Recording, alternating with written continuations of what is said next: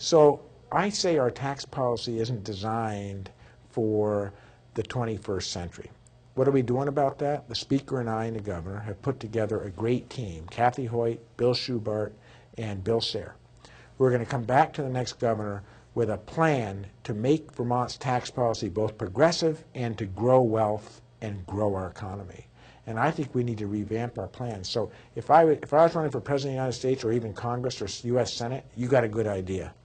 But it's a lousy idea for Vermont, because if your tax policy is out of sync drastically with the other states, you do lose those people. There's just no doubt about that in my mind.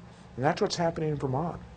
You know, New York just went to a 10 or 11% income tax, and they're finding their revenues are dwindling because so many of those New Yorkers go down and buy a house in Florida for $80,000 and claim they live in Florida. Well, we got a problem down my way where folks just shoot across the bridge to New Hampshire and they don't pay income taxes anymore. So we have to remember we're not a country, we're not an island, we're a state, and we need to be somewhat competitive with our neighbors. Massachusetts, which many people call Taxachusetts, has a top marginal income tax rate of 6%. Vermont's is 10% at the top.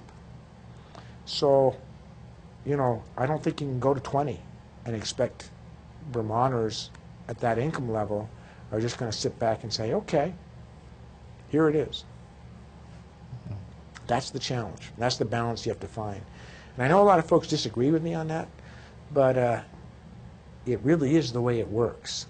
You got to be, you know, imagine that we could double the 2,300 high-income taxpayers that we have in Vermont to 4,600. Do you know what that would do to our revenues? We'd suddenly have $300–400 million that we don't have right now to be able to do single-payer health care, to be able to pass all kinds of important initiatives, educate our kids. So find the point where in taxation where you're getting as much as you can from your people without forcing them out. But don't make the mistake of going over the line. And that's the balance. You know, I know this might surprise you, but I've helped reduce the income taxes under Howard Dean from 32% of your federal liability to 25% because I thought we were losing folks. I helped drop the sales tax from 6 to 5% because I watched the businesses heading over to New Hampshire. I had a guy named Pal Borofsky, who was the third-generation owner of Sam's Army and Navy, the heart of downtown Brattleboro. He said to me, Peter, I got 2 stores. One's in Keene, New Hampshire, and one's in Brattleboro, Vermont. The original one's in Brattleboro, Vermont. He said, your sales tax policy, this keeps up. I'm going to only have 1 store, and it's going to be in Keene, New Hampshire. So you know what I did? I totally exempted clothing and shoes from the sales tax in Vermont. It's been a great thing. So find the balance, make sure that we have a tax policy that both takes care of the people that we need to take care of, that clearly gets as much as we can from those who make the most and less from those who don't, but also that doesn't destroy the golden egg. I grew up much like you did. One should pay for everything as they go. I never used my charge card beyond the first month. I pay it off every month. Right. And I never had any debt to anybody. But, you know, you mentioned the national tax policy. When Reagan was president, I think we more than doubled the national debt to where it had never been before. And then when Clinton came in, we took a conservative fiscal policy and started paying off all this extra debt that Reagan had accumulated for us. And so at the end of Clinton's administration, we were actually ahead, I think, and the budget balanced and we had extra surplus. So in comes Bush, the Republicans again, and oh, well, we have a surplus now. So let's give our buddies a tax cut and push it back into the deficit. So that made me think about fiscal conservatism. Is it good to be conservative so that the other side can squander it afterwards? I think it proves that, frankly, Democrats are fiscally conservative and Republicans tend not to be. And it's you would think maybe that isn't the case, but it is. I mean, you're absolutely right. Reagan reduced taxes on the wealthiest Americans and we ran extraordinary deficits. Clinton came in and did the right thing. He raised taxes on the wealthiest Americans, and we paid the deficits down. Bush came in and wasn't in office for 6 weeks before he reduced taxes on the wealthiest Americans, and we have extraordinary deficits again. And then he ran the economy into the ground, and the worst recession in American history.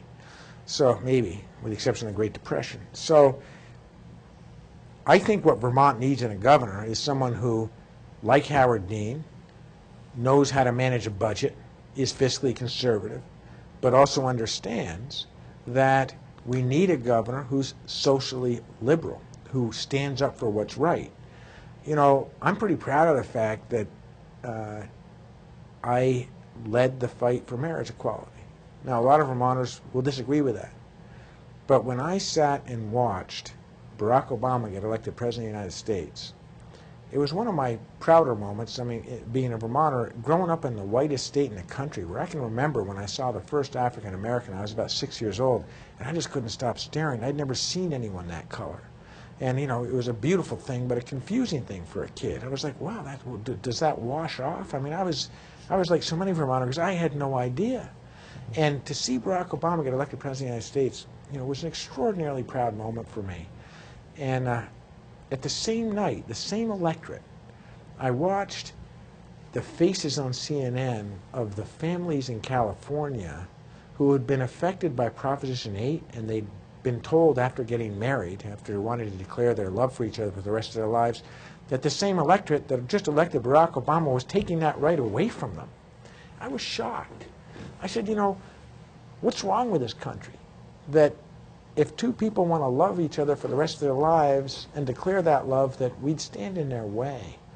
So I said to myself, little Senate President in Vermont, I could actually do something about that. Because what happens is spineless politicians hide behind the black robes of the justices and let them order marriage, but none of them have ever historically voted to do it because it's the right thing to do. So I went up, we introduced this little marriage equality bill. We had a very respectful debate in the Senate about it, passed it 26-4, bipartisan vote. Shap Smith, the Speaker, did the same thing in the House, passed it over there. The Doobie Douglas team vetoed it. We got the horses together and we overrode a veto on marriage equality. I mean, that wasn't easy. That was heavy lifting. But Vermont now will always be known as the first state in the country that stood up for the civil rights of all of our citizens, just like we were the first to abolish slavery, the first to pass the bottle bill, the first to get rid of billboards. We have so many firsts in this state, but I think that history is going to look back on that moment, as a state legislature standing up for people who don't have a voice, for people who, whether you're Barack Obama or Brian Doobie, you can stand up and discriminate against the LGBT community and see your poll numbers go up. That ought to be reason alone for Vermonters to go, wow, we should be proud. We may not agree exactly with what they did, but we should be proud that they did it, that they stood up for people that are discriminated against and that are pounded on by society.